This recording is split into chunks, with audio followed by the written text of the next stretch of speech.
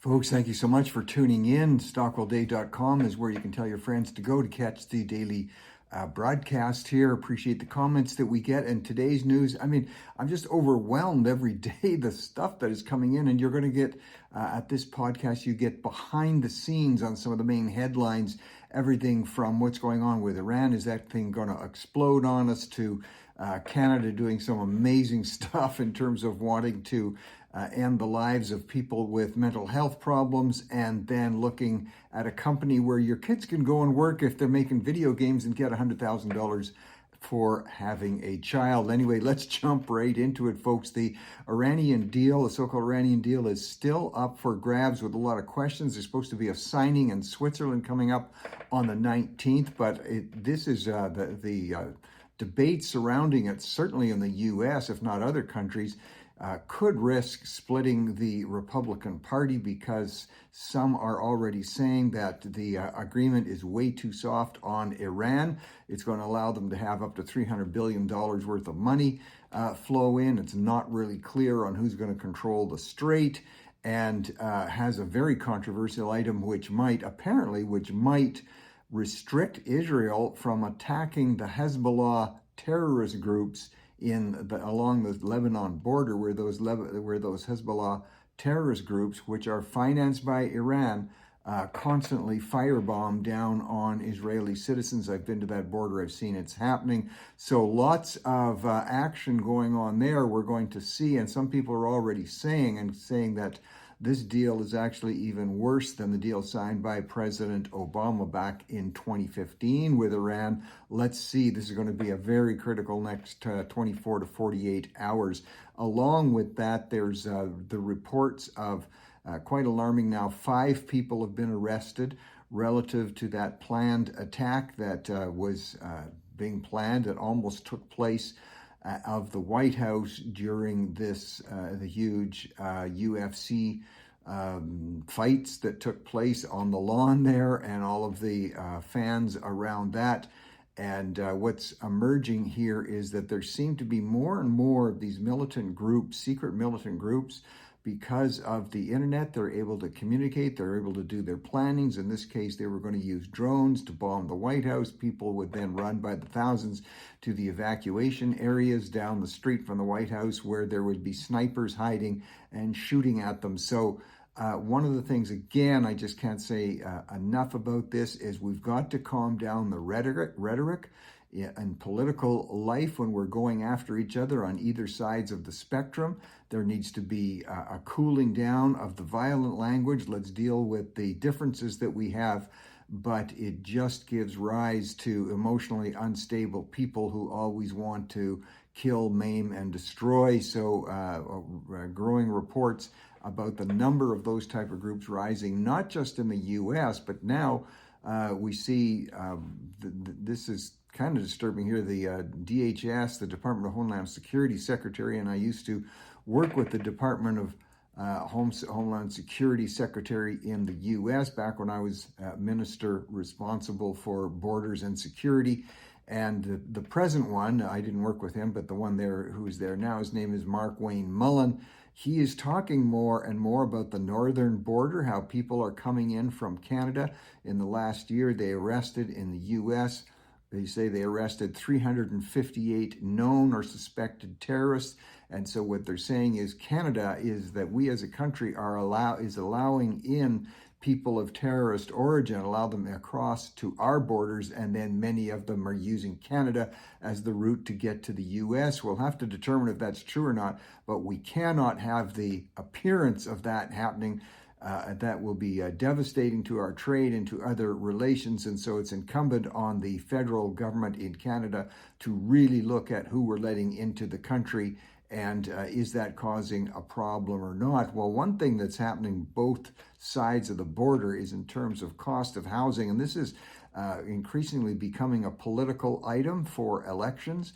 And what they're finding is, first of all, the labor problem. It's more and more difficult to get labor, to get trades, as fewer and fewer people seem to be this would be in the sort of Gen Z to over 30 crowd, fewer people wanting to get into the trades and more inducements for people not to work. This really started to expand during the COVID area, where the Canadian government was sending checks of $2,000 a month to young people. And anytime you are doing anything, first of all, we should be, quite rightly as a society, supporting and helping those who, for reasons beyond their control, cannot work. But there is no question that government and parties love to get votes by promising people free stuff. And the ways and the means at which young people, and I'll say not just young, but right up to 30 years old, can collect various social assistance checks or employment checks to stay home does not help when it comes to needing to get people into the labor market. When you have fewer people who are willing to work in the labor market, whether it's in the trades or in home construction, then those costs, you have to pay the few that are left, you have to pay them more and more to work, and that really results in the cost. And another report that was out today, in terms of, they are now saying that the permit processes, this is in Canada, this is similar in the US, just the permitting process and the things that are required. And yes, of course, there is some regulation that is required for safety and health reasons, but it's now 24% of the cost of a home. You can thank your local regulators and in your city and province and even federally. And there has to be an aggressive look. Politicians have to back off a little of their time running around cutting ribbons and giving grants, and take a serious look. Listen to the home builders. Listen. You don't have to take their word 100%, but at least listen and look at the cost of permitting. And they're saying in multifamily residences, the costs can be as much as 41% based on permitting and regulation costs. There has to be an uprising among citizens saying to their elected city councilors and provincial and federal to start looking more aggressively at these costs, because it's making housing become more difficult. Now, along with that, there's much in the media, because there's a lot of media forces at work which are trying to come against anything related to business and come against small business and enterprise that wants to promote a more socialistic view, that's saying it's absolutely impossible for young people to get a home now. Look, there are costs, as I've just indicated, but the impossibility part, let's take a look at it. And I've done a breakdown. Anybody can do this. In central British Columbia, for instance, which is one of the higher priced areas to live. It's a beautiful part of the world. You can actually still get a single detached home for as low as about $450,000. So $450,000 to $600,000.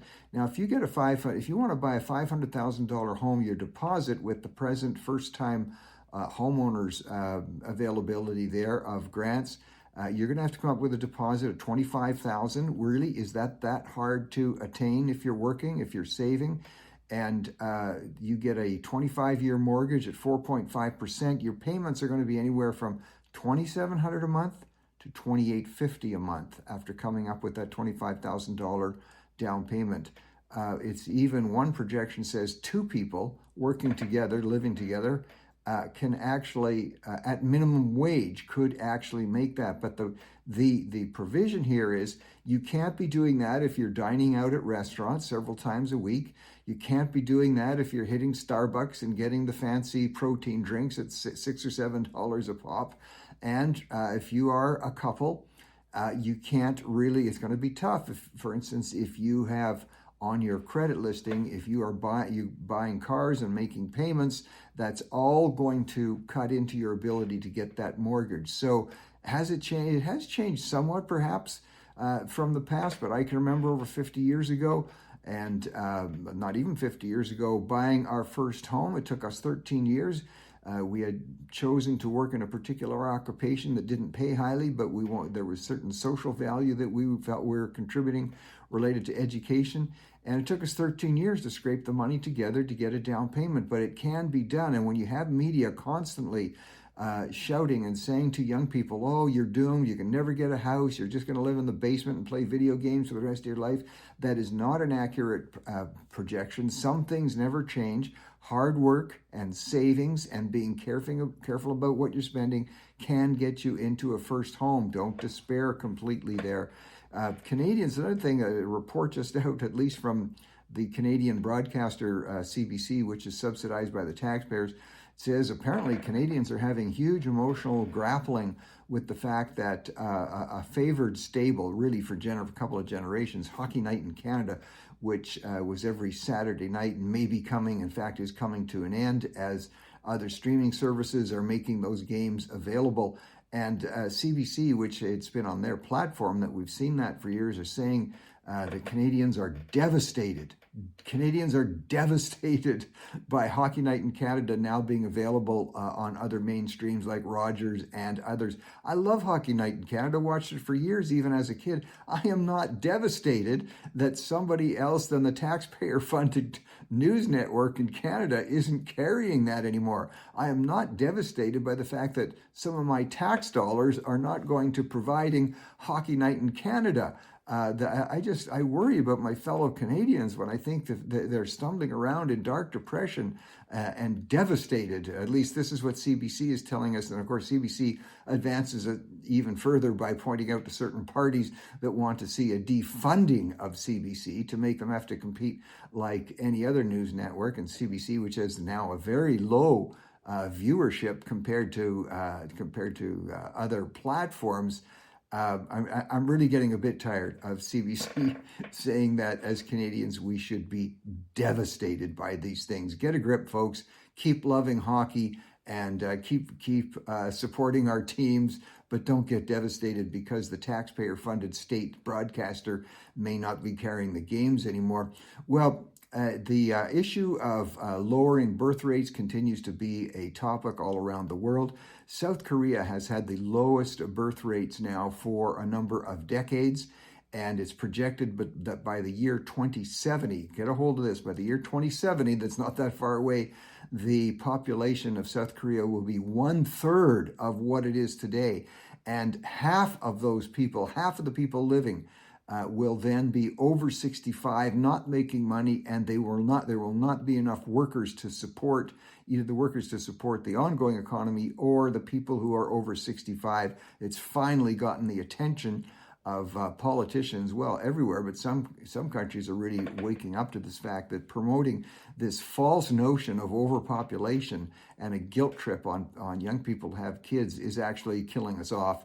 The Mayor Lee Tae-hoon, he's the mayor of Daegu City in South Korea. He even talked about the effect of promoting a false notion and a panic about global warming has affected people. They've done a number of things in that city. They've even created parks to make it easy for people to get out from doom scrolling in their apartments and visit and maybe get to know one another. So there's designated parks for that effect. In Seoul itself, if you're working for Crafton, the Crafton Incorporated, they make video games. They have thousands of employees. They are now offering $100,000, the equivalent of $100,000 per child.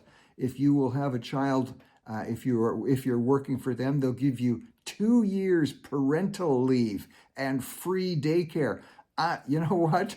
I wouldn't be surprised if you see people from other countries, maybe Canadians, moving to Seoul, moving to South Korea, and working for companies like Crafton and others who are providing these kind of incentives. Some companies are providing housing for as low as $1 a day if you're willing to have children and give you these lump sum payments and even an ongoing allowance. So we'll see if that has an effect. Now, you look at what countries like that are doing to promote growth of population. A committee in Canada just this week, and it's a combined committee, Senate and House of Commons committee, has asked the government to please put a pause on the MAID legislation. MAID is that medical assisted, is all nice terminology, medical assistance in dying. And Canada leads the world in terms of helping people to die, accelerating the process, making it easy for them to take their own lives or have that process assisted by doctors. Canada leads the world in that. And the committee now, and this is not just conservatives, there are liberals, they're also playing, please put a pause now, because the legislation is allowing for somebody, even who has a mental condition, mentally depressed, mentally traumatized by something, even if that's their only condition. It used to be associated with the fact that if you were also dying of cancer and you had mental depression, then you could have somebody, remove you from planet Earth. Now in Canada, that can be the only, if you want, just the fact that you're mentally having problems can give you and give doctors the right to take your life. So this parliamentary committee is saying, please put a pause on that. Please hold that. Many European countries, Belgium, Holland, other countries have done the same thing. They've looked at the fact that even young people who are depressed about breaking up with their boyfriend or girlfriend are requesting to be snuffed out. And Canada should be looking at these other countries. It's going to be interesting to see what is the Prime Minister and the Liberal government going to do. Are they going to put a hold on this insane provision to allow somebody to be eliminated just because they're having, and I'm not diminishing emotional trauma, it is real, but because you're having that, you have the right, doctors have the right to snuff you out. Let's keep a close eye. What is Carney and the Liberals going to do? Are they going to put a hold on that? Canada has the its lowest birth rate ever right now, 1.25%. So we got the lowest birth rate and the highest rate of snuffing people out. Folks, it's getting insane. Take a look at who you're voting for. Well, on a happier note, those of you who are fans of Messi, and I'm not talking about Messi rooms, I'm talking about the football or soccer player, did an amazing thing. He just got a hat trick in the game against Argentina and Algeria. He's now an all-time record for goals, tied the all-time record for goals in the World Cup games, and he's 39 years old. Just like we talk about the Williams sisters returning to tennis, this gives old guys like me great excitement to see these relatively older athletes setting stunning records. Well, to be in shape and to stay in shape, a study that's just been released on there's ongoing studies related to the weight loss drugs, which seem to have a very positive effect on weight reduction and also on other morbidities.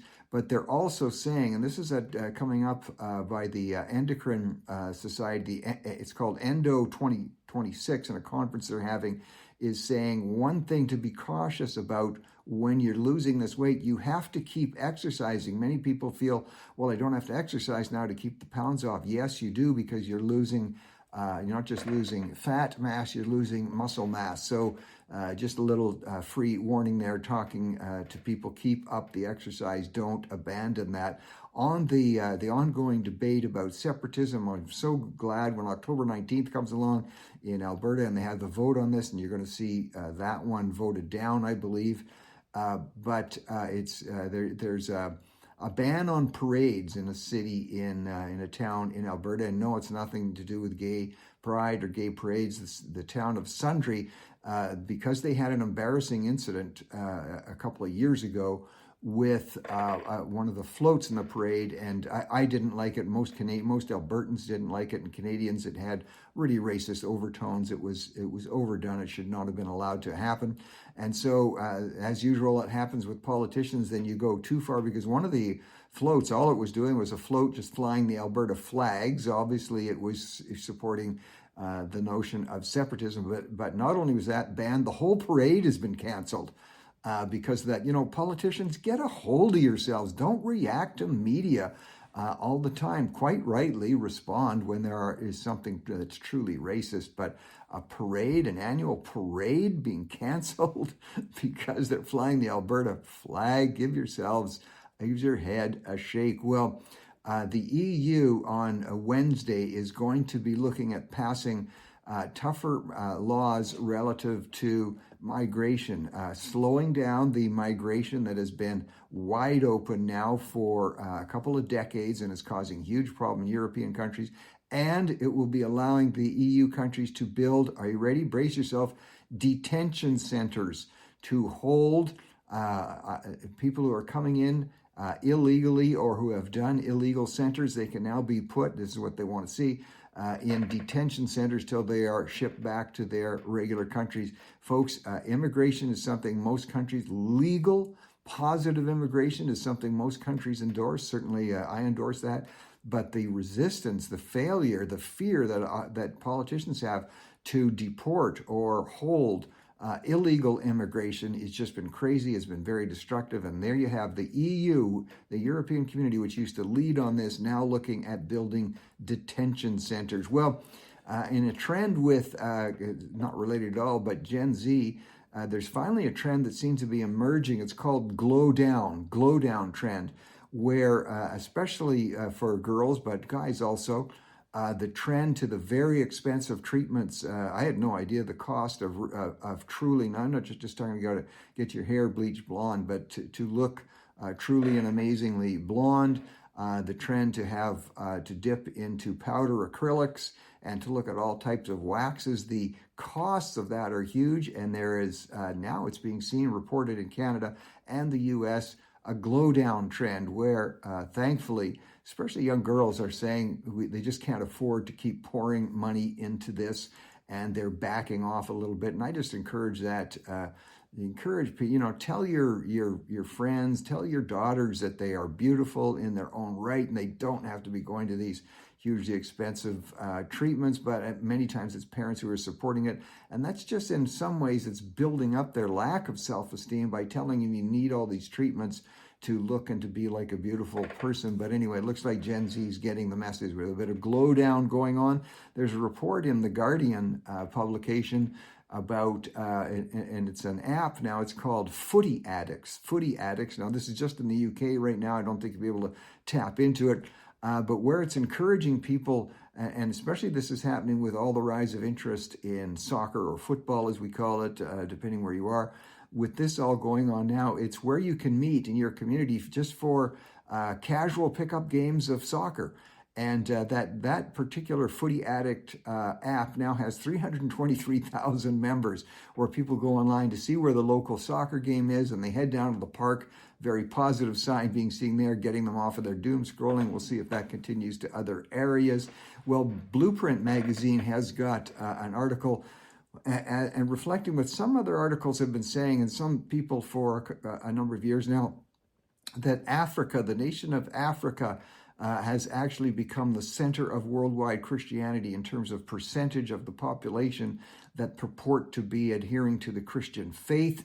And Nigeria especially leading that. The Deeper Christian Life Ministry in Nigeria, they're having in Abuja coming up at the end of the month, they're having a large crusade. They already have 200,000 people showing up for that crusade. Amazing things going on. Folks, thanks for tuning in. Catch you tomorrow.